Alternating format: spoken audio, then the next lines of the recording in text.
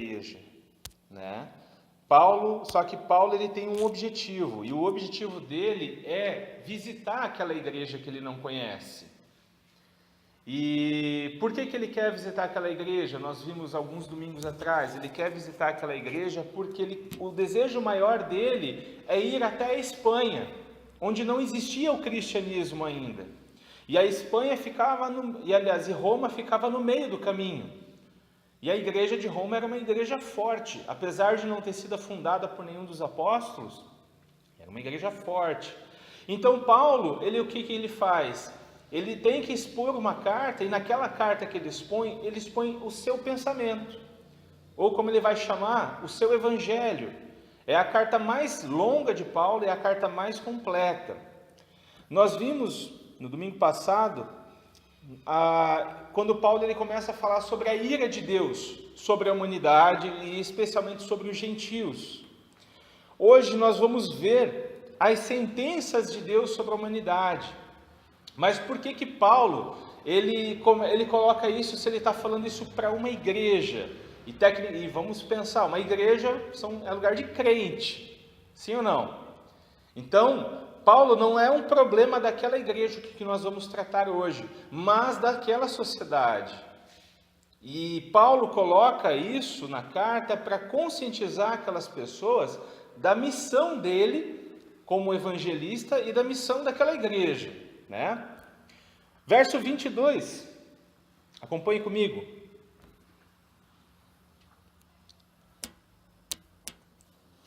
Dizendo-se sábios, tornaram-se loucos, e trocaram a glória do Deus imortal por imagens feitas segundo a semelhança do homem mortal, bem como de pássaros, quadrúpedes e répteis.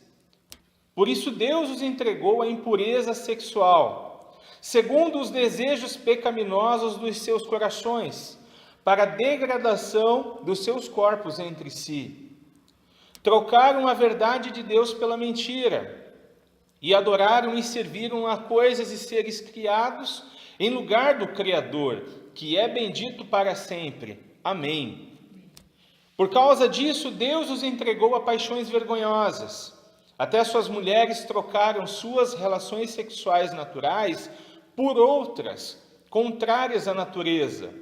Da mesma forma, os homens também abandonaram as relações naturais com as mulheres e se inflamaram de paixão uns pelos outros.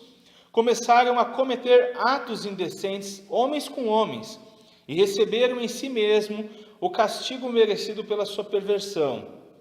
Além do mais, visto que desprezaram o conhecimento de Deus, ele os entregou a uma disposição mental reprovável, para praticarem o que não deviam.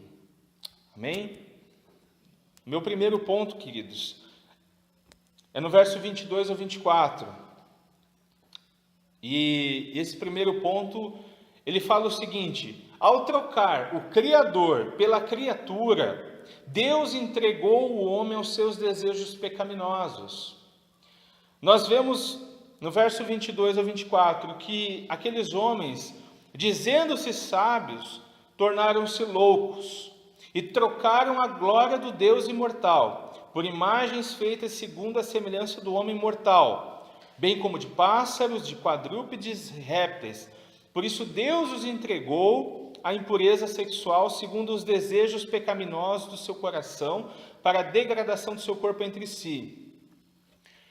No domingo passado nós vimos que, apesar de o homem ter conhecimento de Deus, por mais que seja um conhecimento pequeno, que seja através da criação, através da natureza, através das coisas que a gente vê, que foi Deus que criou, ou através da sua consciência, esse homem não glorificou a Deus e ele não lhe rendeu graça. Essa atitude humana, ela parece ser inteligente, mas é loucura. Ela parece ser sábio para aquelas pessoas, elas acham às vezes que estão sendo sábias, mas são loucas.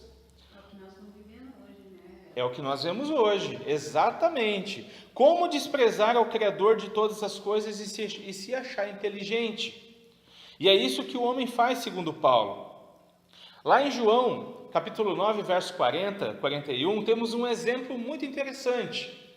Jesus, ele está sendo confrontado pelos fariseus. Jesus tinha feito milagre e os fariseus não reconheciam Jesus como Messias. E Jesus olha para eles e diz assim: olha, vocês são cegos, porque vocês veem, mas não creem.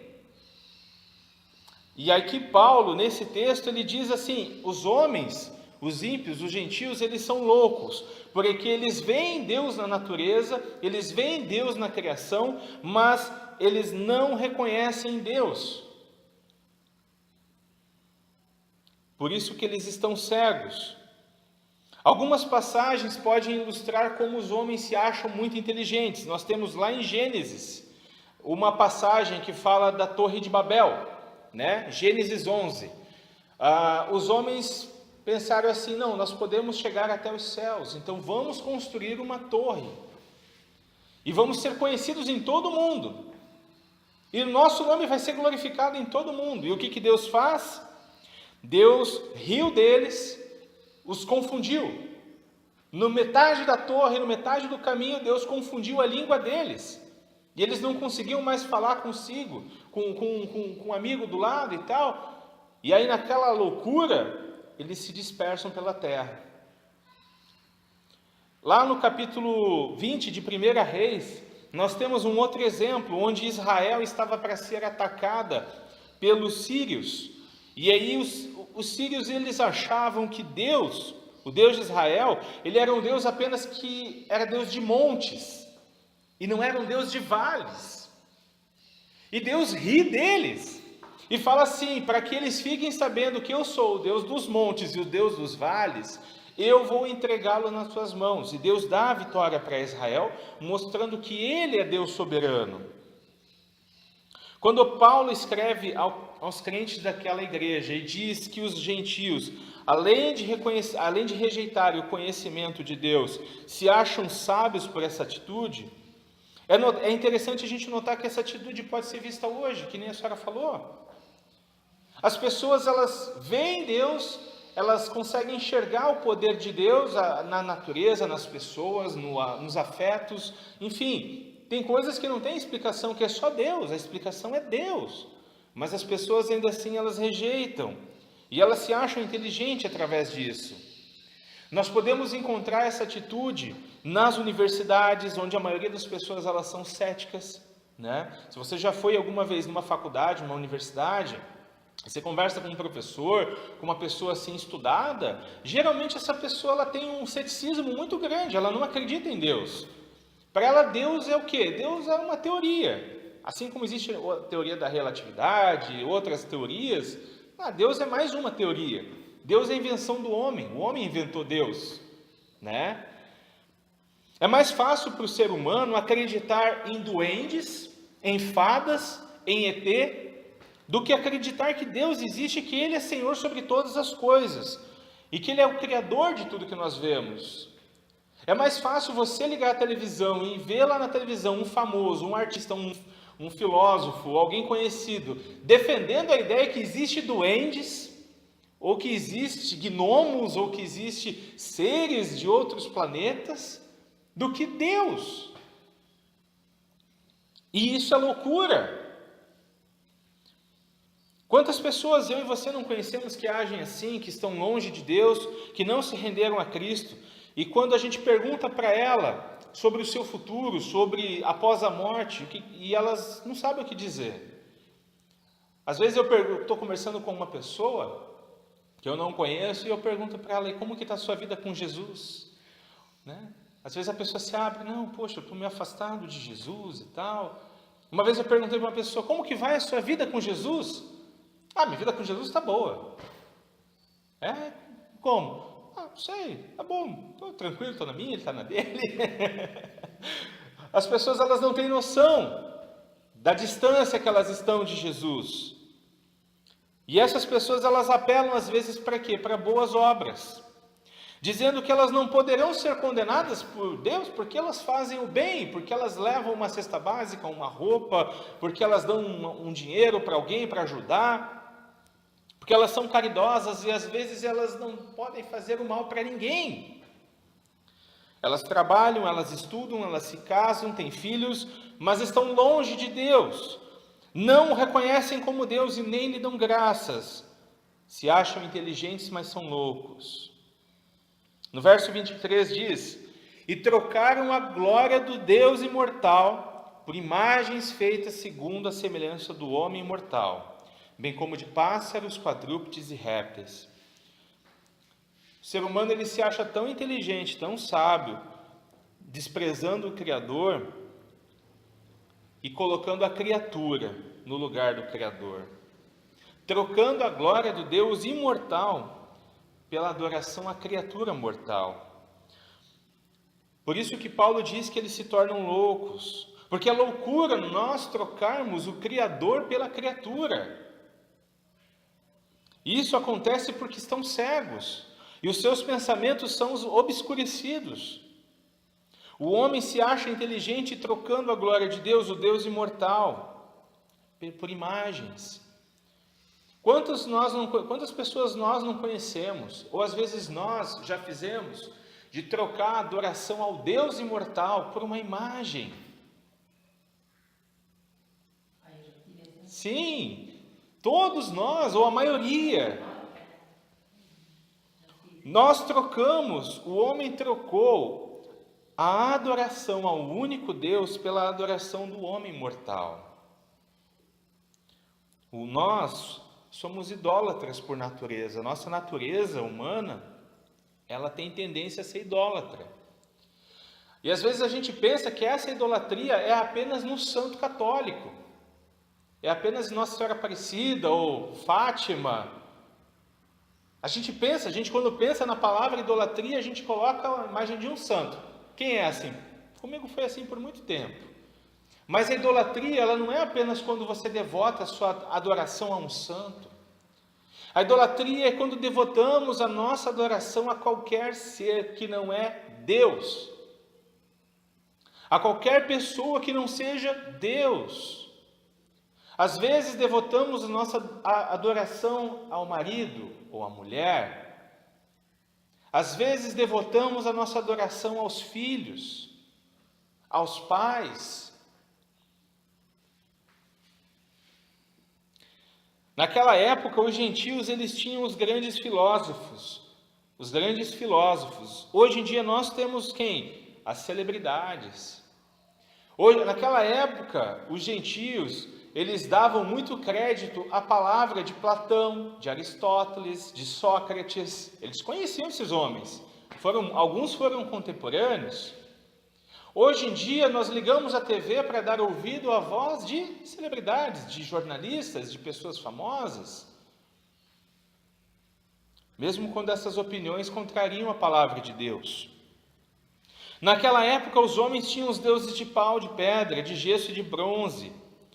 Hoje, nós também temos homens que têm deuses de pau, de pedra, de gesso e de bronze. Naquele tempo, os homens tinham Diana, deusa Diana, Paulo fala dela. Nós tínhamos a deusa Afrodite, a deusa Astarote. Hoje, os deuses modernos que o homem adora usam outros nomes. E que nem eu falei antes, às vezes não são os santos, que a gente vê lá pendurado na parede apenas. Muitas vezes, os bens materiais, a família, a posição social, a posição religiosa, o ser humano sempre dá um jeito de colocar alguma coisa ou alguém no lugar de Deus. Que nem eu falei anteriormente, às vezes você e eu não colocamos a nossa adoração num santo. Às vezes você e eu colocamos a nossa adoração num título, ou numa posição, ou num cargo, ou num bem, numa novela. Tudo que ocupa o lugar que seria o lugar de Deus e que nós devotamos mais atenção, mais adoração do que a Deus, é idolatria. Desde os tempos antigos, o ser humano prefere adorar a quem ele pode ver, a quem tem algum tipo de poder, ao invés de adorar ao único Deus poderoso e imortal. É mais fácil para o ser humano crer na palavra de alguém que ele consegue ver, do que crer na palavra do Deus eterno. E Jesus diz o seguinte: bem-aventurado são vós que, mesmo não vendo, crê. Quando ele fala com Tomé, os homens se tornam loucos ao darem a glória a outros homens, a glória que pertence a Deus. Quando nós reconhecemos as outras pessoas mais do que a Deus, quando nós damos a glória às outras pessoas mais do que a Deus, nós estamos sendo idólatras. Além de adorar outros homens mortais, o homem também adora animais. Naquela época, assim como hoje, naquela época um dos animais mais adorados era a águia.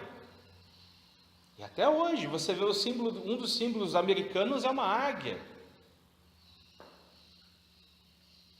Vacas, cachorros, cavalos, ovelhas, serpentes. Se você pegar o símbolo da medicina, o que é? É um bastão com uma serpente. Então, assim, naquela época eles adoravam animais, ou seja, o homem trocou a glória do Deus imortal para um ser mortal, para um homem, para uma imagem de homem. Além de trocar para uma imagem de homem, ele troca para quem? Para os animais que são irracionais, que não pensam, que são inferiores aos seres humanos. E isso acontece nos nossos dias. Quantas pessoas que devotam sua adoração a um bicho de estimação, a um cachorro, a um gato. Ah, mas é pecado eu ter um cachorrinho e cuidar bem dele? Não, não é pecado. Mas é pecado quando esse amor ele se torna uma adoração, uma idolatria. Quantas pessoas que não tratam muito melhor um cachorro, um gato, do que tratam um filho ou tratam uma mãe e um pai? Quantas pessoas?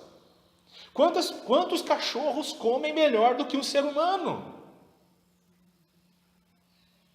Quantos cachorros comem melhor do que o ser humano? Por quê? Porque tem cachorro que come carne todo dia. E tem ser humano que não come carne todo dia. Tem cachorro que pode ir no pet shop toda semana. Mas tem ser humano que não tem um sabonete, às vezes não tem um shampoo para se lavar. É ou não é uma adoração? Ah, mas quer dizer que eu não tenho que cuidar? Não, você tem que cuidar. Eu não tenho hoje cachorro em casa, mas quando eu tenho, eu cuidava. Nós temos que cuidar dos bichinhos. Isso glorifica a Deus. Mas isso não pode ocupar o lugar de Deus. O homem considerado por Paulo um louco, quando se achando muito inteligente, troca a adoração ao Deus imortal e eterno pela adoração ao homem e sua sabedoria, que são temporais, mortais e finitas. Deus é imortal, o homem é mortal. Deus tem toda a sabedoria, o homem não tem toda a sabedoria. Deus é infinito, nunca vai acabar, o homem é finito.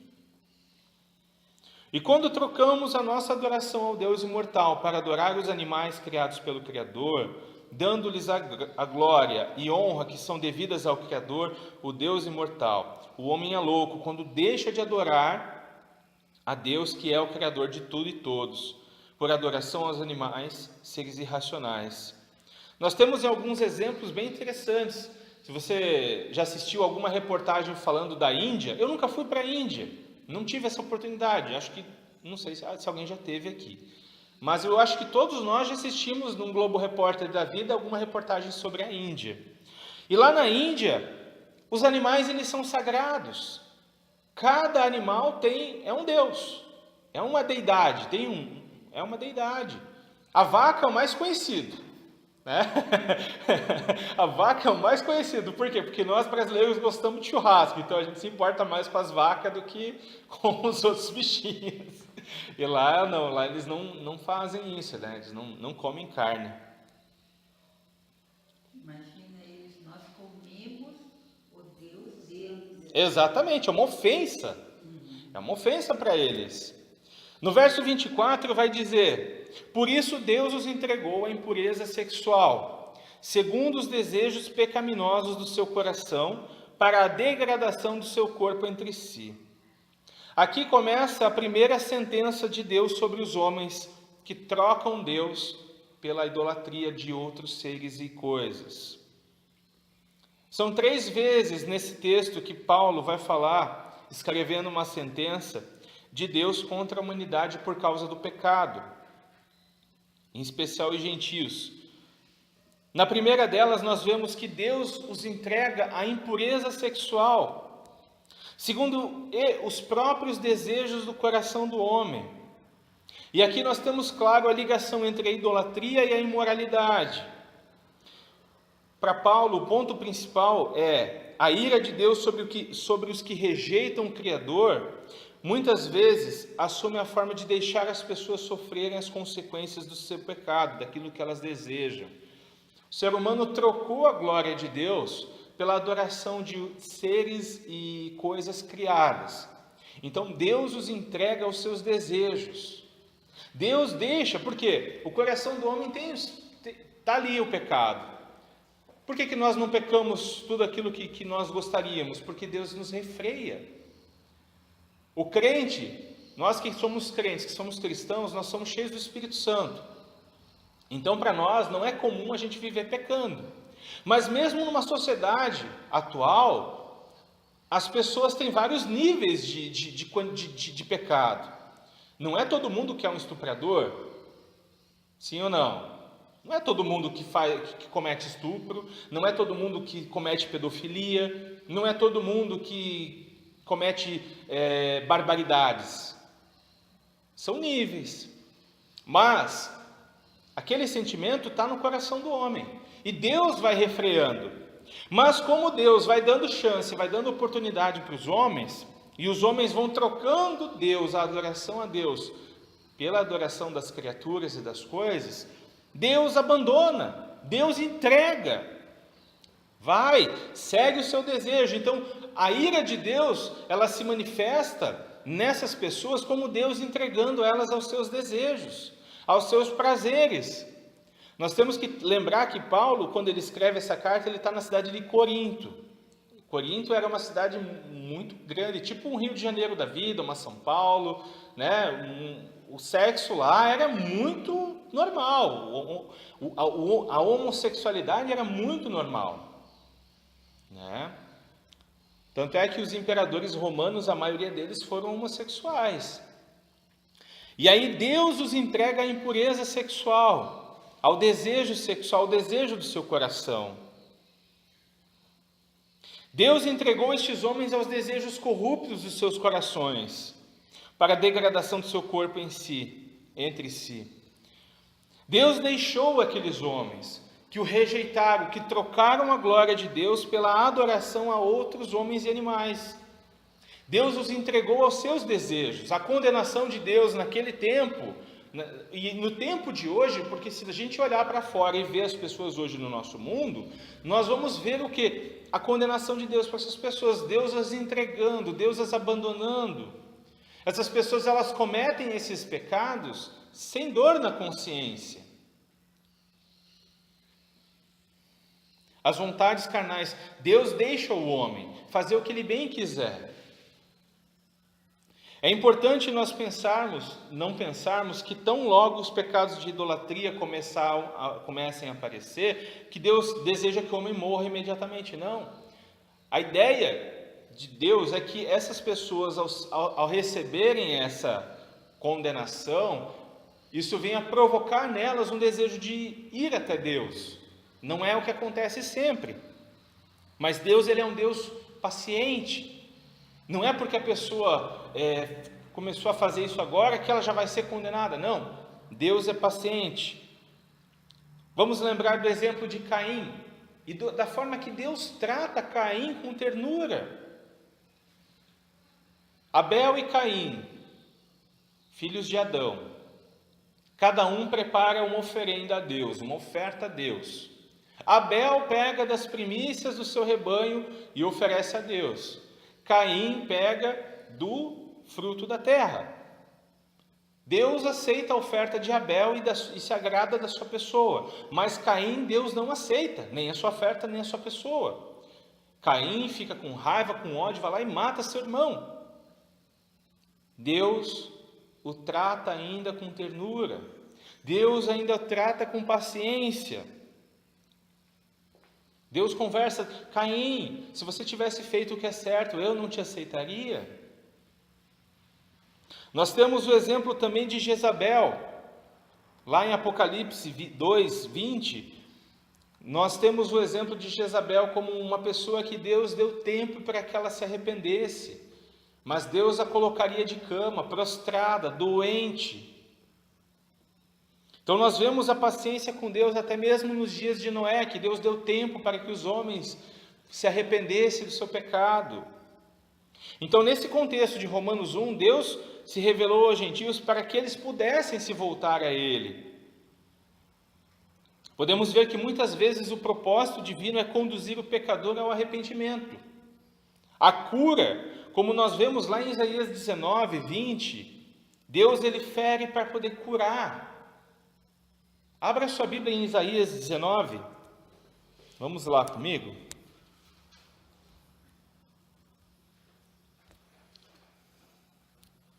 No verso 20.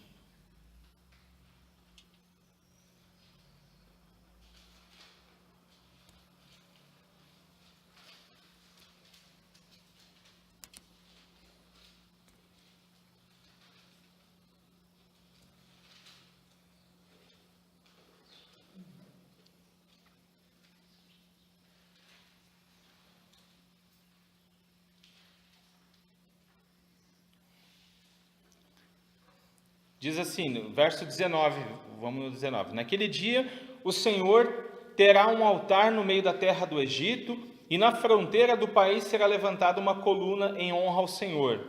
Servirá de sinal e de testemunho ao Senhor dos exércitos na terra do Egito, quando eles clamarem ao Senhor por causa dos opressores. Ele lhes enviará um Salvador e defensor que os há de livrar. O Senhor se dará a conhecer ao Egito, e os egípcios conhecerão o Senhor naquele dia. Eles o adorarão com sacrifícios e ofertas de cereais, e farão votos ao Senhor e os cumprirão.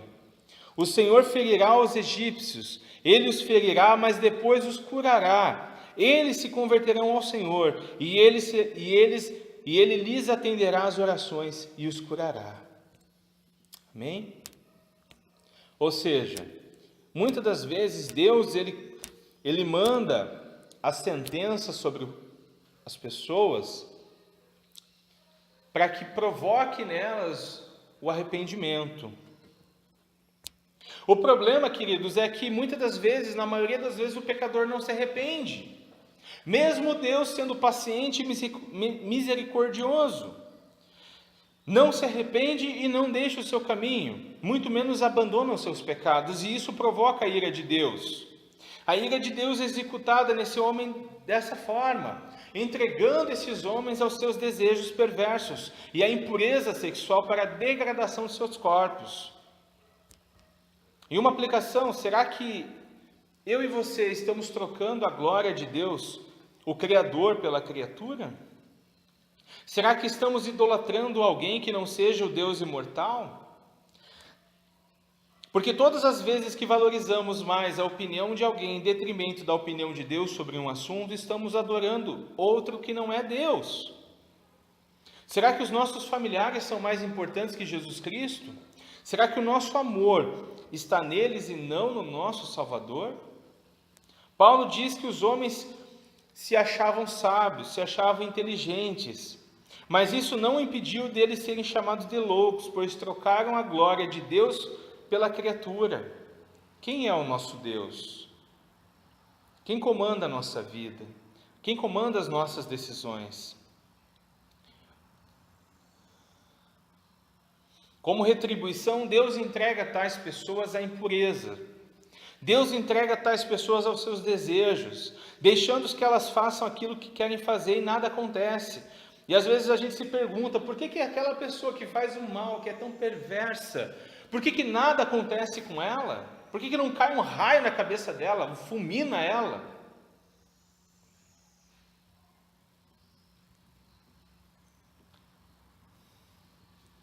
Às vezes são pessoas que Deus não as castiga dessa forma. A resposta é: Deus as abandona. E aí eu tenho uma pergunta: será que nós queremos um castigo maior do que esse, de ser abandonado pelo próprio Deus? Ser deixado sozinhos? Não existe nada pior. E é isso que acontece quando eu e você trocamos Deus por outro Deus, seja Ele quem for. Seremos abandonados pelo Senhor, seremos entregues aos nossos mais obscuros desejos. Seremos como porcos que rolam na lama, ou como o cachorro que come o seu vômito. O segundo ponto, meus irmãos, ele vai estar no verso 25. O segundo ponto é: ao trocar Deus por uma mentira, Deus entrega o homem a paixões vergonhosas. E diz: trocaram a verdade de Deus pela mentira, e adoraram e serviram a coisas e seres criados em lugar do Criador, que é bendito para sempre. Amém. Por causa disso, Deus os entregou a paixões vergonhosas. Até as suas mulheres trocaram suas relações sexuais naturais por outras, contrárias à natureza. Da mesma forma, os homens também abandonaram as relações naturais com as mulheres e se inflamaram de paixão uns pelos outros. Começaram a cometer atos indecentes, homens com homens, e receberam em si mesmos o castigo merecido pela sua perversão. Nós vimos no primeiro ponto que o homem trocou Deus pela criatura, e então Deus os entrega aos desejos pecaminosos do seu coração. Agora vemos o que acontece quando o homem troca Deus pela mentira. Os mesmos homens que trocaram a glória do Deus imortal pela adoração às criaturas mortais, são os mesmos homens que trocam o Deus, que é a verdade, pela mentira. A verdade revelada na natureza, na consciência e na palavra de Deus, ela é verdadeira, mas ela foi trocada. O errado passou a ser certo e o certo passou a ser errado. Após a queda, o homem troca a verdade pela mentira, a verdade pela injustiça. A idolatria é uma mentira. A idolatria é um ídolo e ele é um falso Deus. Ele tem boca, mas ele não fala. Ele tem olhos, mas ele não vê. Ele tem mãos, mas essas mãos não tocam. Ele tem pés, mas esses pés não saem do lugar. Ele tem ouvidos, mas eles não são capazes de ouvir.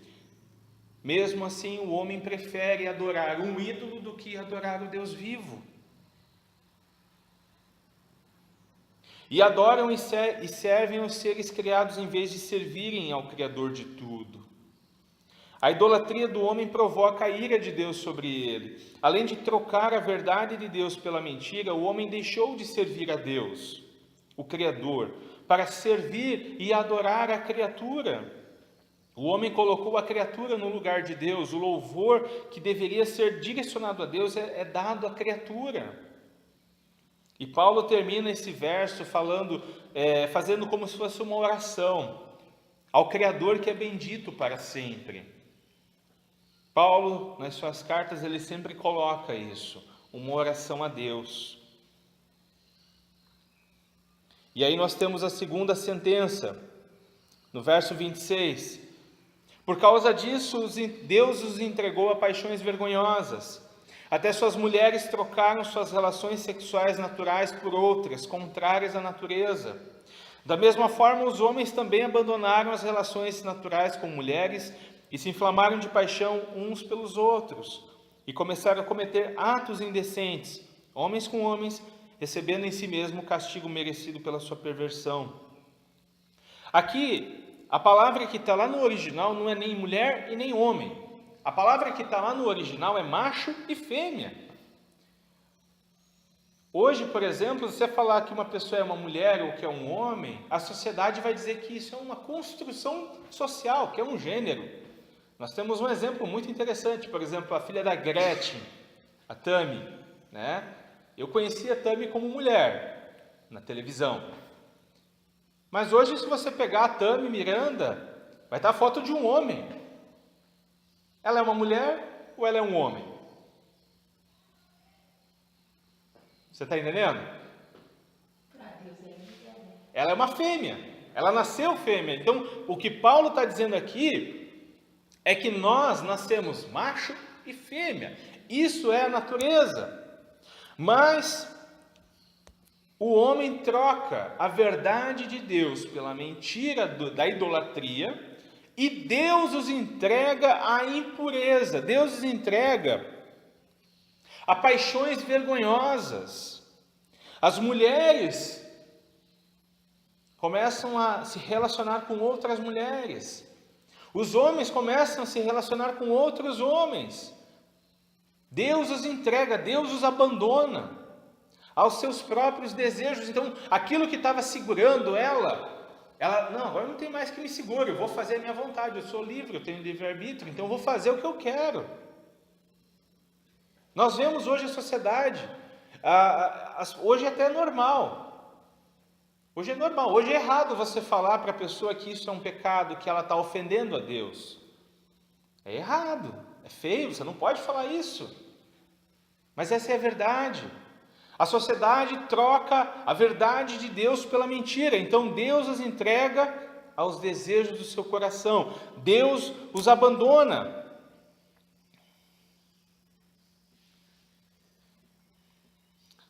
Assim como nos dias de hoje, naquele tempo, a homossexualidade, que nem eu falei antes, ela era uma coisa muito comum.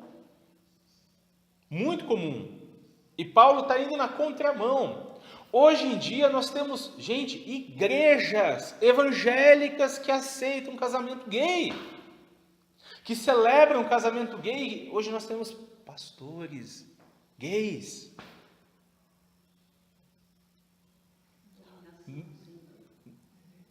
Hoje, uma das maiores igrejas dos Estados Unidos celebra casamento gay. Eu não entendo como que eles leem esse texto aqui e não veem que isso é uma condenação de Deus. Isso é juízo de Deus. É um juízo. Hoje, por exemplo, essa semana nós tivemos, eu não sei se você viu, Diego Hipólito, né, um ginasta famoso, medalhista olímpico, ele se revelando homossexual. Toda a naturalidade do mundo. Eu tinha medo de me revelar homossexual. Eu frequento uma igreja, sou membro de uma igreja, mas eu tinha medo de dizer para as pessoas que eu sou gay. E agora eu sou gay, mas eu continuo na igreja e tal, está tudo bem. A preocupação dele era com a imagem dele, não é com a alma dele. Por quê? Porque Deus o entregou para que ele se arrependa. Deus o abandonou.